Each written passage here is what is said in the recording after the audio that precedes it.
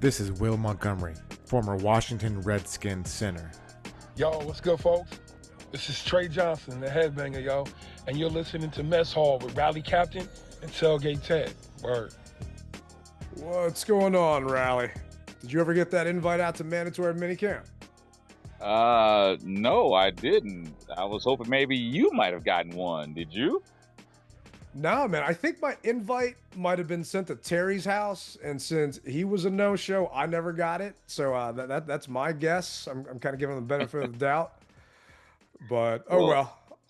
At this juncture, we can let Terry have everything he needs because he's gonna remain a Commander. So we're not gonna worry about that. You know, so many people are hitting me up. Oh, do you think it's gonna happen? I said, listen. It's gonna happen. This is the football negotiation 101. Just give it time. You know, the guy's been a stellar guy for the team. Just relax, guys. And I said, here's the other thing. So what happens if he doesn't? What can you do or not do? Nothing. So just sit back, relax. All right? Just pump the brakes. So I was at a Washington Gold event, right? Washington Gold is what they call it if you have a season ticket. Okay. And they've got different business networks. So we got a lot of listeners that just aren't season ticket holders. They don't live local. They just go to every once in a while. So one of the events you can sign up for was a Meet the Legends event. And it was at MGM National Harbor. And you got to hang out at the harbor where the casino is. It was in one of the ballrooms. And you got to get autographs. So these were the legends that were there. It was Fred was there, Smoot, for those that don't know, Santana. You had Arakpo was there, Mark Mosley was there, Pierre Garçon was there. Dexter Manley was supposed to be there, but he never made it. Something happened. And Brian Mitchell was there. So okay, cool. I've got pretty much all of those guys' phone numbers in my cell phone, other than Dexter. And not, didn't really want to go. I've done stuff with those guys off the, outside of football and this and that and just different TV stuff. I actually did a TV thing with Dexter where we had to cook for Channel 9 a long time ago. And then he shook my hand and I didn't think I'd be able to cook and hold a pair of tongs and a spatula. I mean, the legends are true. Does Dexter like to cook? No, he just liked to eat, man. We made In-N-Out burgers and Dexter was there. And maybe that's what he was doing instead of being at the event. But the reason I bring the event up was it was my first time being back in front of our brothers and sisters, right? So that's why I went. I didn't go to take pictures or get autographs from any of the guys. I went to shoot the S with, fellow burgundy and gold brethren. You're right. So that was freaking awesome. But I want to say the main two things people asked me were, what's going on with Terry? Just like you said, are they going to sign him? Is he coming back? And is RFK happening? Right? If I had, because they were giving out drink tickets. So each person got 2 drink tickets. If I had a drink ticket from everybody that asked me that question, I would have had to get a black card to take my ass home. Because I would have been hammered. I mean, that's all anybody wanted to talk about. Well, hey, man, it is what it is. It's a hot topic, very hot topic, and so, thank you for everyone who listens. You said something a couple seconds ago, and basically, the people who listen aren't season ticket holders, and so we really do appreciate you guys listening because your voice does matter in our ear. And so we do listen to you guys. And so we greatly appreciate it. Just want to put that out there. So speaking of listening, I do know for a fact that the team listened and I got feedback about one of our podcasts. Okay. And it was the one called Personal Seat License. Those of you all that have not heard it, go back, give it a listen, or watch the video kind of Instagram reel that we put up. Because guess who has been having focus groups about personal seat licenses, specifically because of the backlash that they have been getting that some of our listeners have been calling the team about? Oh, so they weren't happy then, it doesn't sound like. Oh no, man. They were not happy. The Instagram reel got seen a ton. That was maybe one of our best, I guess, most listened to pods or watch pods as well. Hmm. And I was speaking to different fans there that are season ticket holders, like, we had no idea about this PSL thing. And then they got asked to join a couple focus groups. And those that remember, the team got lambasted for doing focus groups when the name was changing, right? What do you want the name to be and this and that, Oh, right? I we're mean, not I gonna listen think to you. We're not gonna listen to you, but we'll make you feel good and make you think we're listening to you. Okay. part of me starting to wonder, is that what this is going to be as well? We're not going to listen to you, but we'll have you come in. And the individual, I'm not going to say who it was, just out of anonymity for them, because I know the team is monitoring things, but they could not believe what they were hearing in regards to the PSLs and everything going Hmm. on. And from my standpoint, I was just trying to make sure that they understood, and we appreciate you guys reaching out to them and voicing your opinion. PSLs are going to happen. Let's just be real. Yes. Yeah.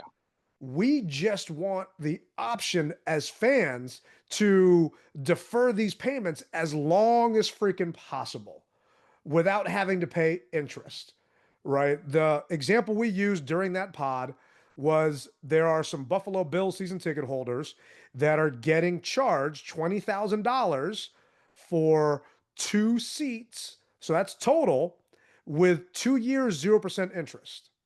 So that's $800 a month they have to pay for 2 years for their PSL, right? We're asking you guys, if you're going to these focus groups, say, okay, team, if you're going to make me pay $20,000, don't make it a 2 year plan. Make it a 5 year plan. Make it a 10 year plan with 0% interest, right? Right. And if for whatever reason we can't pay it in year 6, let's just say it's a 10 year plan, then you just forfeit the rest of the money you put down, right?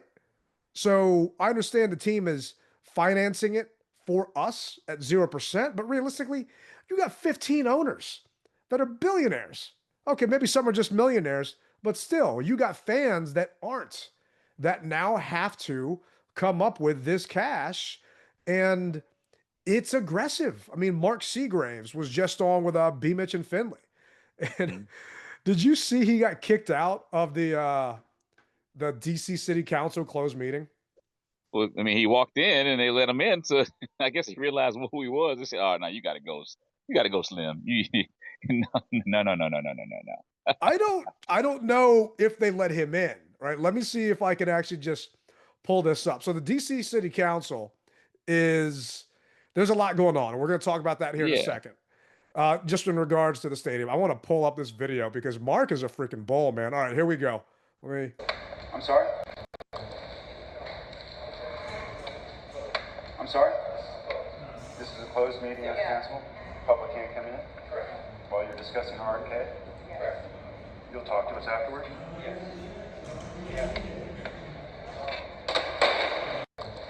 So Mark's cameraman is behind him, and he has his cell phone out, and he just opens the door, and you've got all these people sitting at a boardroom table, like, uh, we're all in here. Who the hell's walking in? Right? Who invited you? I mean, if it's a closed meeting, lock the door, right? Or I mean, have someone stationed outside the door that says that it's a closed meeting. Someone with a badge, possibly a suit and a badge, or whatever you want to call those guys, detective or somebody to let you know you just can't walk up in here, bro. But obviously he did. But you know, this is what's going to change from every meeting going forward. They will have someone outside of the door now. I guarantee it. so speaking of meetings going forward, it is Tuesday the 17th. And since June 10th, when Mark Seagraves busted in there at our last show, a bunch of stuff has been coming out. They're talking about not meeting the proposed July 15th deadline to vote on this, that the mayor basically says has to be done.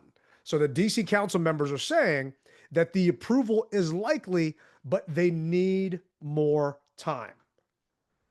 So the mayor is saying that if you're doing this, you're sacrificing our exclusive seat at the table and a 2.7 billion in private investment. Bowser has wanted the council to approve the deal with the Commanders as part of the council's fiscal year 2026 budget process. And the Commanders came back and made a statement once they heard this. So from the Commanders side of things, it does not, it wasn't pretty from the Commanders. Right. So let's see here. You got some verbiage or some Oh video yeah. footage? Because I want to hear this.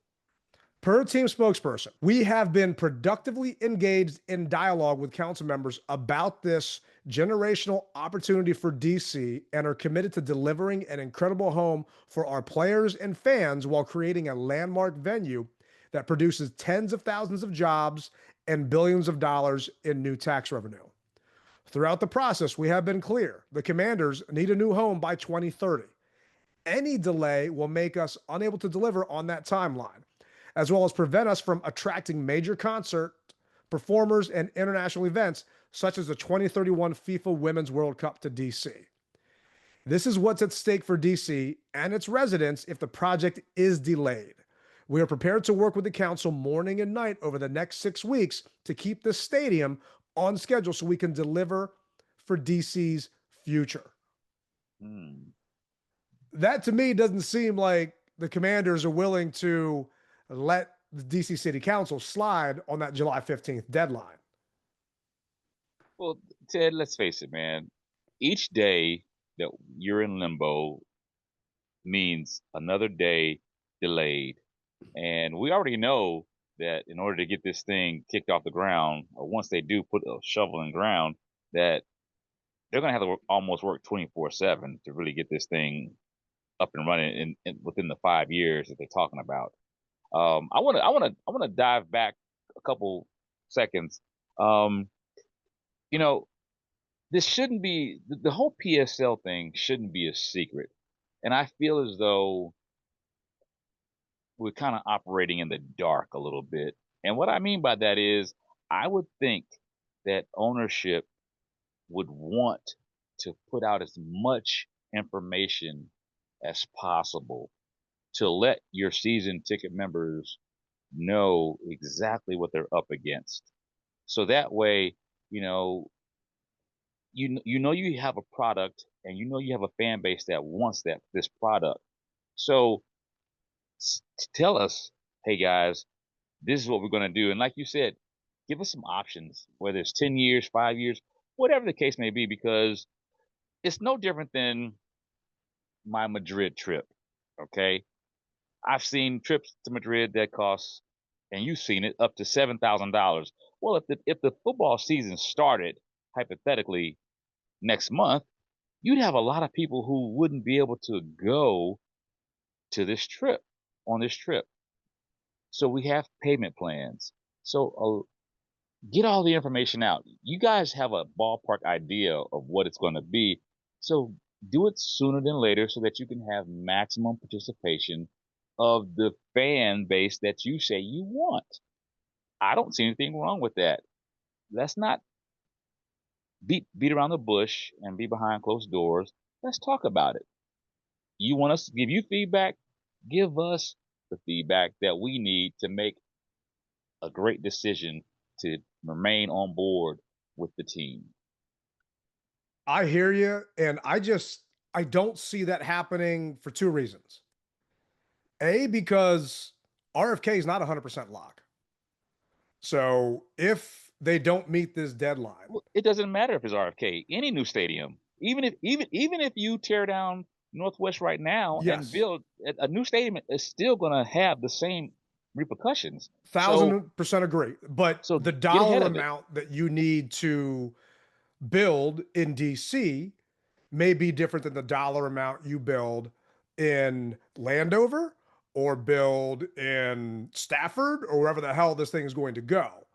The fact that they're having these focus groups is, I think, kind of misguided on their part. No one, I don't care who you are, is going to be okay with the PSL. So what are you expecting to get out of this focus group? And best believe they're never going to put you and me on one of these focus groups to get our opinion on this. So, like, what do you think if you're the team? People are going to say, okay, yeah, charge me extra. Yeah, charge me extra for my tickets or the right to just buy my tickets. Then I still have to actually buy the ticket. And oh, by the way, unless I have a premium seat that I pay triple for in a PSL, I don't have access to that concert that's coming or tickets for the World Cup that the team is butthurt about not getting potentially here in DC. I mean, what are Well, they actually hoping comes out of these focus groups? well, it's something that my grandfather told me growing up as a kid. He said, Stephen, you know, it's like a woman. A woman can handle anything you throw at her as long as she knows what the truth is. May not like it, but she can handle it. We're fans. We may not like it, but we're going to handle it. Just let us know sooner than later. Because what you don't want to do is you don't want people to turn their back on you. You know, we're in a good space right now. This is like relationship 101. We're in a good space right now. Just talk to us, communicate with us, and let it be legitimate. That's all we ask. And I don't think anything's wrong with that. No, it's a solid ask. It's a legit ask. And I honestly don't know if they care about Oh, you not renewing your tickets, me not renewing my tickets. We are, and individual season ticket holders are such small fish in the grand scheme of things. They're going to make their money off of the suites and the big premium seats and those exclusive things from the okay. lobbyists and the fat cats that are going to be expensing and buying season tickets as part of tax write-offs to entertain people downtown. Your Joe Blow that has been a season ticket holder for 30 years, you and me that have stuck this thing out forever, if we can't afford to go because we can't afford a PSL, they know we'll still grab a ticket here and there just to be there. But I don't think they're going to cry over the fact that you or me can't pony up the cash for a PSL. It's just the nature of doing business in their eyes. It's just the nature of building a new stadium that they are, quote unquote, paying $2.7 billion for. But in actuality, I'd love to know how much of that is going to be subsidized by PSLs. And the other part of this is the DC City Council wants to know what other options DC has if they don't build a stadium. So this is actually a video put out by council member Zachary Parker. I'll play just a couple seconds of this because it's a 5-minute video. We are being asked now to vote on the Commanders deal by July 15th. That is a date exclusively and previously discussed and agreed to by the mayor and the Commanders. Not only does that not align with the council's current budget voting process, which we're not slated to vote on the budget until the end of July, it would be unprecedented for the council to take merely weeks to vet a multi-billion-dollar deal, the largest in the district's history, while we took months and years on other projects, Audi Field, Nat Stadium. There's been discrepancies about the council's intentions, and I want to make clear that the council has every intention to vote on this deal, to protect this deal, and move it forward. In fact, so I'm going to stop it there. Right. So they're saying that this is going to be voted on. It's just not going to be voted on by your timeline, Mayor Bowser, your timeline, Josh Harris. Right. We're not going to work day and night, burn the midnight oil, and sit down and not take our Juneteenth vacation, not take our July 4th vacation because you want us to get this done to make you happy. And Councilman Phil Mendelssohn, I think he's a chair, came out and said that we are in fact protecting the money in this. We're making sure that the money is going to be set aside, but we want to make sure that we look at this thing up, down, front, back, left, right, up, just all over the place, just to make sure that there is no hidden pieces. And I'd love to see how thick this thing is, right? But we're not operating on your timeline. You're operating on our timeline, and take it or leave it. Wow. So basically, hey, look, we don't care that you're giving us 2.7 billion. We don't care about that. We care about making sure that the I's are dotted and the T's are crossed, buddy. Yeah. You're not gonna slip in something that says ownership gets 100% of something or whatever have you. We want to make sure that all playing fields are fair for everybody. Okay, I mean, on one aspect, I totally understand because the last thing you want to do is get in bed with somebody, and the next thing you know they have fleas. So when all you had to do is just look at them a little closer. So I understand that. Um, on a business aspect of things, it's like, wow, you guys are, what the mobster say? You're breaking my ball. You know, you're hurting me over here. So it's a ownership is it's a no win for them because it's obviously you're not gonna push them any faster to get this done. So at some point in time, you can say what you want, but everybody's got to play by some type of rules. And so the rules looks like are winning on this one. It looks like. I mean, we don't know what could happen in the next couple of weeks, but you know, they could have an emergency if there's such a thing, an emergency meeting where they burn the midnight oil, So understanding the severity of it for the city. Go ahead. speaking of emergency meeting, the DC City Council is having a public hearing tomorrow, Wednesday, the 18th. So if you guys are listening to this and you want to go, by all means, go. But because of that, the Commanders sent this email out to, I'm assuming it's the season ticket holders or people just on their list. It says, we need your voice. Support the new stadium at RFK. Right now, local leaders are considering whether to approve a bold, once in a generation investment in our city's future, the new Commander Stadium at RFK, and we need your help. This isn't just about sports. I'm going to fast forward through this, saying public testimony is now being accepted for a hearing this Wednesday, and the council needs to hear from you. You might have heard that the council wants to delay a vote in the stadium until this fall, a significant setback that could delay the opening of the stadium in 2030. Submit your testimony, right? Let us know why this stadium means so much to you and why you support it.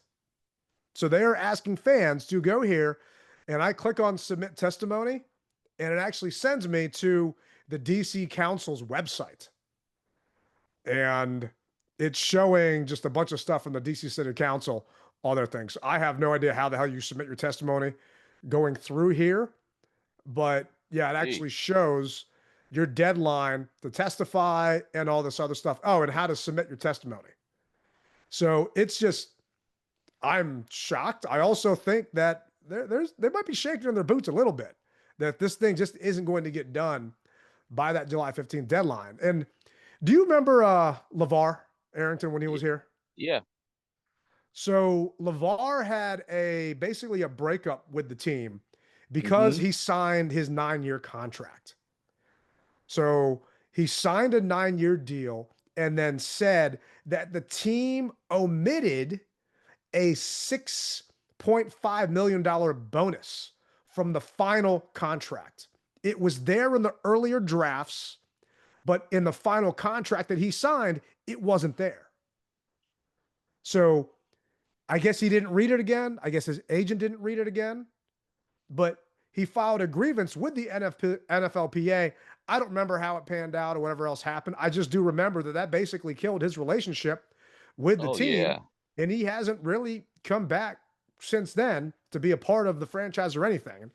Whatever. I mean, to me, he was overrated. Didn't do anything here in Burgundy and gold other than end Troy Aikman's career, which I do appreciate. But I don't blame the council for wanting to dot their I's, cross their T's, right? I mean, the budget got to them late, and then now you are asking them to do things per a different timeline than they're used to. But I also see the team side where this is a historic amount of money that they're being given. Heck yeah. So maybe work a little bit of overtime. Right? You've worked overtime. I know. I've had to work overtime. Right? Well, yeah, I couldn't come to the meeting last week because I was working. So, I miss out on a lot of stuff because I'm working. But hey, come on, guys. We need a little help here. So I understand that maybe if no, I'm not gonna say that. I'm not gonna say that. I'll keep my thoughts to myself. But there's got to be, obviously the team is pushing and they're giving. and they want the Congress people to do the same. Hey, give a little bit more. That's all we can ask for. Just give a little bit more so we can get this thing done, because ultimately it will be a win-win for the city, for the fans, and ownership. So hopefully they can get it done. Yeah, I think it's going to get done. Let me be clear. It's not that I think that RFK is at risk, but does this give the opportunity for Maryland to all of a sudden say, hey, they're giving you 2.7? I'll give you 2.75 and let tailgating happen? It's just different stuff like that. So I'm not going to say never, because we saw what happened with Ted Leonsis looking like a fool out in Virginia, doing his whole press conference saying it's going to go through. But That's happened several times in Virginia now. I yeah, mean, I think about where there's in Alexandria, they wanted that stadium where the subway, or not subway, but the railway was, and back in late 90s, and that didn't happen.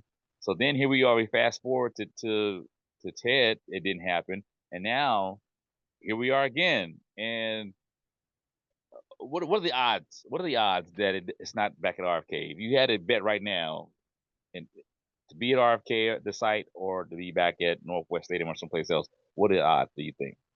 I'd say 10% chance it doesn't happen. Right. I Yeah. think 90, it's happening at RFK, Mm. and they're both just playing hardball right now. The fact that the team is saying, and that Bowser's saying that if we miss this deadline, then we're at risk. Realistically, DC knows they've got the best location. Right? DC's got the sexiest spot for the stadium. When you want the backdrop, you want it to be the Lincoln Memorial. When you're doing Yeah. B-roll and you've got that aerial footage, you don't want it to be, no offense to Raul John, you don't want it to be Wegmans. And that's my Wegmans. I love that Wegmans. Right? You don't want it to be a Royal Farms gas station that the Goodyear blimp is looking overhead. So, I mean, the council knows, like, all right, well, we got the land approved for multi-use by Congress, by the Senate, and by the president, regardless of your stadium. So we're going to do something there. So let us look and see what happens. I hope ultimately that cooler heads prevail, and it's not just a bunch of politicians blowing smoke up people's what. But it was a big focus of discussion when I was at the event this past week. It was that, and it was Terry. And I wanted to make sure that our listeners that are not local, that don't get Washington stuff 24/7, did get an update on everything going on. Yeah. I appreciate it, and I know if I appreciate it, they appreciate it. Um, like you said, hopefully cooler heads prevail as far as the Terry contract and the stadium deal. Like you, I feel it's going to get done, but man, if it doesn't, do you realize the mayor can't continue to have egg on her face, bro? She just can't, Yeah. because. But here's the other thing: at some point in time, you have to stop saying it's a done deal, and here we are, because when it hasn't been voted on, it's not done yet. So, but you paraded it out there like it was, and had everybody saying yay, but all of a sudden, no, nay, nay is what they're saying. So just hold on. And I like mean, you to play said, Welcome to DC during a press conference when they yeah, ain't even back yet, right? I yeah. mean, I don't want to say the ball's on her because that's just not right, but damn, man, if I'm playing poker against her, and if she's bluffing me, I'm probably going to believe her every time because she just had a straight ass face sitting on that stage with that All in, ownership and Roger Goodell. Right? If she all shoves in, all bro. in, I'm folding Oh, my cards. yeah. Had me fooled. Yeah, So I just the count, and once again, I think it's going to happen, and the council's going to go through, and we'll get to football back in DC. But speaking of football, the team is on a break right now because they had mandatory minicamp, yeah, right? And guess who did show that we weren't sure if they were going to be there because they missed OTAs, voluntary. you talking about Lattimore? I'm talking about Marshawn Lattimore, right? Hmm. And there were some concerns about how much of a participant he would be. This is actually Dan Quinn talking about Lattimore's basically status and everything he got to do during minicamp. Dan, this may be in line with your customization for the workout for these guys. Is Marshawn a full participant this week? He'll get quite a bit, but I'll see where it goes after today, and do we need to see how much tomorrow? But yeah, I would say full participant going into it. What does that mean for everybody? A little bit different, Ben, but yeah, there's no restrictions going in. Gotcha. Did you see any of the reporters, different clips or anything else like that of minicamp since we couldn't be there? I mean, I saw Lattimore speaking on why he wanted to come back. And it's so weird. I swear he listened to the podcast because everything that I said, he basically said verbatim. It's a pressure thing. They brought him here to do certain things, and here it is. He's not living up to it in our eyes, so he brushed himself back a little bit faster than what he should have. In a nutshell. Pause that. I've got that clip right here. Let the listeners hear it from Marshawn's mouth. Last year you battled some injuries. How do you feel this year? Obviously you look pretty good out there right now. I feel good. Just getting a full off season to get healthy. I feel great. I've been working a lot, trying to keep being in shape. Getting better shape than I was obviously last year. Dealing with an injury. So, I feel good. What type of difference do you just notice, the nuances of just being out there? Anything specific that you really can feel a difference compared to last year? Just the burst, just getting out my breaks and all that. And I was dealing with hamstring, that take a lot out of you, and it take a long time to heal. And I was just trying to battle through that. But now, since I got a full, off season, I just feel great. I feel explosive and all that. So. Marshawn, did you ever feel like yourself even when you were playing last year? Not really. I feel a little timid, just not like physically, not mentally like timid, but I could tell in my game when I watch film, I could tell how I'm stepping. I look timid, in my game, and now, just being out there for these past 2 days, I feel way better than I did last year. Was it frustrating for you to be in a new spot and not feel like yourself? Did you feel like you had to press? Yeah, because I just wanted to prove that, they made the right decision, obviously. So I just wanted to get out there and show what I can do, but, I was hurt. But I don't want to make excuses. So I was out there, so I was out there. If I was good enough to play, I can be evaluated on that. So, it is what it is. I just want to get out there this year, show what I can do. So I owe you an apology because you were right. You said he rushed himself back out there based because of the public sentiment of them making the trade for him and wanting him to, just prove his worth. And I didn't think the team would put him out there if he wasn't ready. And maybe he just didn't tell him. But you would think that the trainers could tell that he wasn't 100%. And if anything, he hurt us more than he helped us when he was out there. He was a freaking liability. I remember freaking A.J. Brown just abusing him all up and down the field and just getting stupid penalties. I don't remember how many penalties he got in that game, but it was just a ridiculous amount. So to see and hear that he says he's back, I do feel better about that because to me, the questions we have this upcoming season are the secondary and can we stop the run and get a pass rush, right? When you lose Dante Fowler and all of a sudden John Allen's not here and you bring in Kinlaw and all these other guys and you traded for Lattimore. Lattimore is basically the big offseason signing that we made other than Tunsil, even though we got him last year in the middle of the year, right? He was just that big name that we acquired. I think, Ted, out of all this, what people need to understand is at the end of the day, level heads will prevail. And so many times we want that instant fix, as we always say, but sometimes, instant oatmeal isn't better than the oatmeal that's on the stove. That microwave oatmeal sometimes doesn't taste as good as on the stove. So just sometimes. Sometimes. So my biggest thing is, hey guys, just relax. Just relax. We're going to be fine. I agree with you. I think he's going to be okay. I'm happy that he is there. They've got a couple weeks off. Then we've got training camp coming up. I'm fingers crossed fans get to go to training camp. I know last year we only got to go just a handful of times. I know more and more teams are limiting the amount of practices fans can go to. And if I'm not, I think the Eagles only let fans go to one practice. Right. So eventually I think this is going to kind of be the norm because they just don't want that distraction, but they still want to have some type of fan interaction there. So we'll see what happens. how concerned are you that Terry's deal is still not done yet, and it's the middle of June? Well, as I said before, when we first started the pod, I'm not concerned at all. He's had, and this is just regurgitating what everyone else has said, but he's had a bunch of mediocre quarterbacks, and he still put up great numbers. And now, you mean to tell me he's had the team, the overall team success was the best that we've had in years, and you're just going to let him go by the wayside? No, that's not going to happen. They understand the importance of having Terry for as far as the leadership, his catching ability, his being a grown man, you know, his on and off the field, as they say.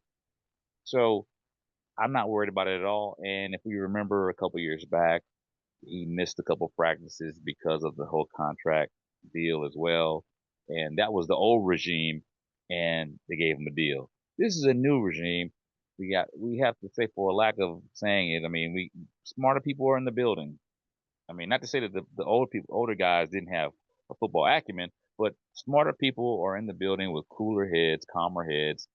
Just like DC Council is looking over the contract, best believe the Commanders are looking over the contract to see what is going to be beneficial for them, the owners group, as well as Terry's concerned. So I think that this is just, as I said before, just standard uh, contract negotiations 101. What do you think? I'm not concerned about it. It was upsetting to see Noah Brown go out, right? Yeah. And at a point, I guess it's good because the younger guys are getting reps, and not knowing the status of Noah, right? This is Dan Quinn talking about what happened to Noah. But can you update us on Noah Brown? I have no update. I know he's getting an MRI today, this afternoon. So, yeah, I don't want to speculate. On what? Yeah, MRI today. Yeah. Okay. Wait a minute. I thought he was getting an MRI last week when this happened. Yeah, this clip was from last week. We still Okay. have no update on Noah Brown. They still my. have not talked about what happened to him. Then that tells me it's well, I shouldn't say that, but on average, when you wait this long, who knows? I'm not even playing the Yeah, I guessing don't want to game. speculate. It's just Yeah. weird, and they don't have any more Very. press conferences coming up, so there is nothing for them to report on and say back to the media at that point what's going on. But it has been a week since Noah got carted off the field, and they did say he yelled in pain when he was going off on the cart, but listening to the Beltway football pod, they said it's because the guy driving the golf cart hit a bump or something, and Noah yelled and shrieked in pain and then told the guy, watch how you're driving. So, who knows? I mean, I'm sure he definitely wasn't feeling good, but the fact that we don't know how he's doing, and he was a big part of the offense. Granted, he did miss a decent amount of the season last year after he got hurt with the kidney problem, but you hate to see that happen to the guy. And I think it was today, Pro Football Focus came out with their wide receiver quarterback combinations. So within a 5-yard gap, where do you think Terry and Jaden land on that QB wide receiver list in rankings? Out of all 32 teams? Yeah. I'm gonna say 7. That's your final answer? That's my final answer. All right, you got it. They are 5th on the list. Okay. So, actually, sorry, 4th on the list. Says here, Jaden Daniels and Terry McLaurin. Daniels came in at number 6 in PFF's quarterback rankings for the 2025 season, while McLaurin cracked the top 10 of the wide receivers rankings. What puts this duo even higher on the list as a collective is the fact that Daniels earned an elite 92.9 PFF passing grade when targeting McLaurin, and Marcus Mariota earned an elite 93.2 PFF passing grade when targeting McLaurin while Daniels was hurt. So I'm wondering if Terry's agent is sending this to the Commanders and, hey, you know, guys, our guys are fourth on the list. Number one was Joe Burrow and Jamar Chase. Number two was Jalen Hurts and A.J. Brown. Number three was C.J. Stroud and Nico Collins. So those are the only other pairings that, according to PFF, are a better duo than the one that we have here in D.C.